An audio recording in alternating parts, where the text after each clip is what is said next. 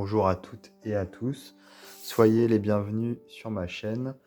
Alors aujourd'hui je vous retrouve pour vous présenter l'oracle Dreamscape qui a été créé par Matt Hughes.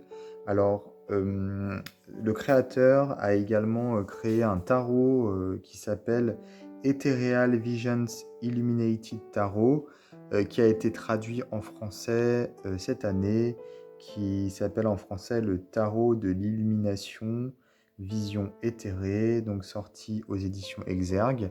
Donc ça c'est son oracle, donc l'oracle qui est sorti après le tarot et qui n'a pas encore été traduit en français. Je ne sais pas si c'est prévu ou non, mais en tout cas comme le tarot a été traduit, j'imagine qu'il y a de fortes chances que l'oracle le soit aussi.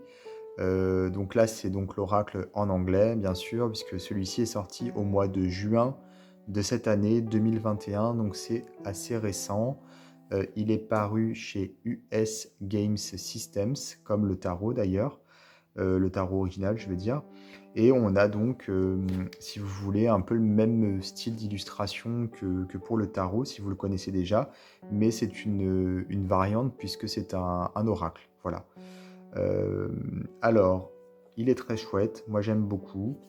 La plus grosse différence entre les deux, c'est le nombre de cartes, hein. On peut voir ici, la boîte est assez fine parce que pour l'oracle, il y a beaucoup moins de cartes que pour le tarot, hein, voilà.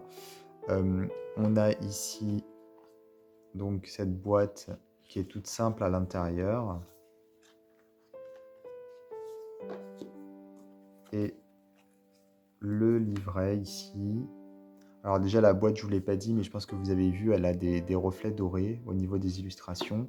Au niveau de l'illustration, pardon. Et les cartes, c'est pareil, vous allez le voir, elles ont des reflets également. Tout comme le tarot, hein. Le tarot, c'était à peu près la même chose. Alors, le sommaire, l'introduction. Donc ici, nous avons voilà, un texte sur le jeu plus particulièrement. Donc, il y a 32 cartes, hein, voilà. Donc ici, ce sont surtout des illustrations basées sur la mythologie ou sur les contes de fées qui inspirent finalement l'enfance. Voilà. Donc vous allez le voir, il y a pas mal d'infos au niveau des significations des cartes. Si vous voulez, c'est assez documenté, donc c'est plutôt pas mal. Donc on a ici justement la signification avec un texte à chaque fois qui explique qui est ce personnage sur la carte, ce qu'il représente, voilà, etc. Et on a la signification avec quelques petits mots-clés en bas. Donc on a les 32 cartes qui sont expliquées. Ensuite, nous avons une méthode de tirage à 3 cartes et un petit texte sur l'artiste. Voilà.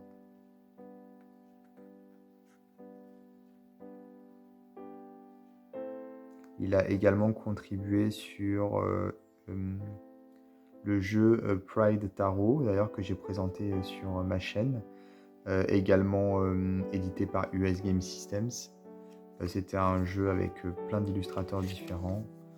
Donc il a illustré au moins une carte du jeu, voire plusieurs, je me souviens plus exactement, parce que je sais qu'il y avait des illustrateurs qui avaient illustré plusieurs cartes. Alors les cartes, je vous les montre tout de suite.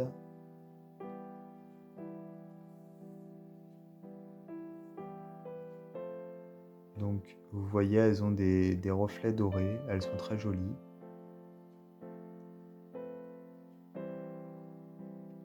Au niveau de la taille, on est sur une taille, on va dire, plus ou moins standard. Ça me rappelle un peu le tarot, on va dire, mais peut-être un petit peu plus large ici.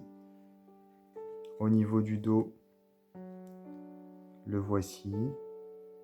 Donc on ne peut pas faire la différence entre la carte, quand la carte elle est droite ou renversée. Elles sont vraiment épaisses pour le coup. Elles glissent très très bien. Et elles ont les tranches qui sont simples, donc pas de dorure, pas de... Voilà.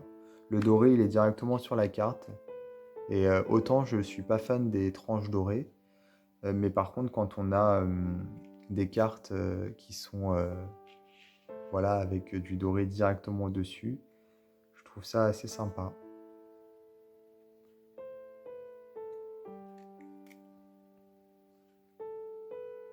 Voilà, j'aime beaucoup les illustrations.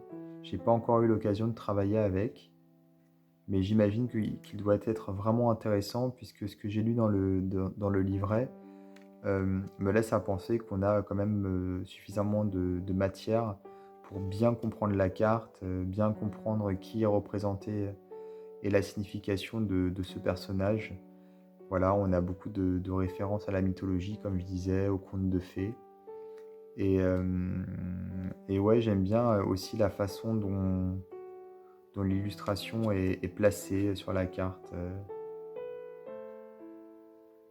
On a comme des fenêtres, hein, quelque part, mais ça, voilà, ça sort de la fenêtre un petit peu, et j'aime beaucoup. C'est original, il y a beaucoup de poésie. Les couleurs sont très douces, pour le coup.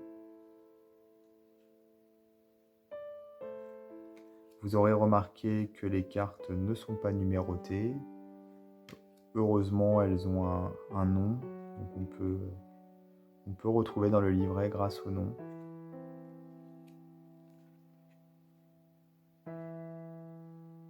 Elle est très chouette celle-ci, je trouve. Avec ici le signe de l'infini. Très original. On sent qu'il y a de la recherche.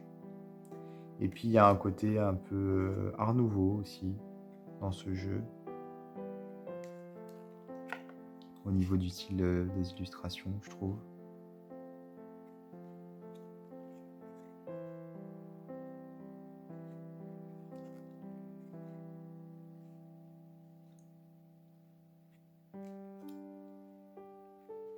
Je sais pas si ça ressort, mais vous voyez, on a des... Le doré, en fait, est, euh, est surligné presque par des couleurs. À droite, on voit qu'il y a plutôt du rouge, et à gauche, c'est plutôt du vert ou du bleu. Pareil au niveau du nom de la carte. Du coup, c'est des petits détails, mais chaque carte a une couleur différente tout autour de la dorure. Donc c'est sympa, c'est fin, c'est léger. Alors ici, on n'a pas de dorure autour, mais on en a directement sur le poisson. Et c'est une dorure qui est tellement... je sais pas comment expliquer, elle est assez légère et quelquefois on a presque du mal à voir si c'est doré ou argenté. Je pense que c'est doré principalement, enfin même exclusivement. Mais c'est vrai qu'en fonction des couleurs de la carte, de l'illustration, quelquefois le doré ressort plus, quelquefois on a l'impression qu'il est plus argenté. Vraiment ça dépend.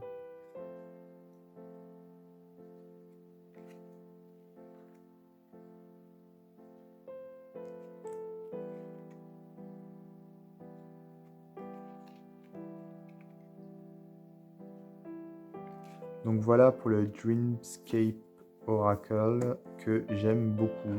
Je le trouve très chouette. Alors on peut le trouver facilement, hein, bien entendu, sur les plateformes de vente, on va dire habituelles, voilà, sur Internet. En faisant quelques recherches, vous verrez. Il est distribué un peu partout, donc il est facile à se procurer, voilà. Je vous invite à vous abonner à ma chaîne, à activer les notifications, et je vous dis à très bientôt pour d'autres vidéos.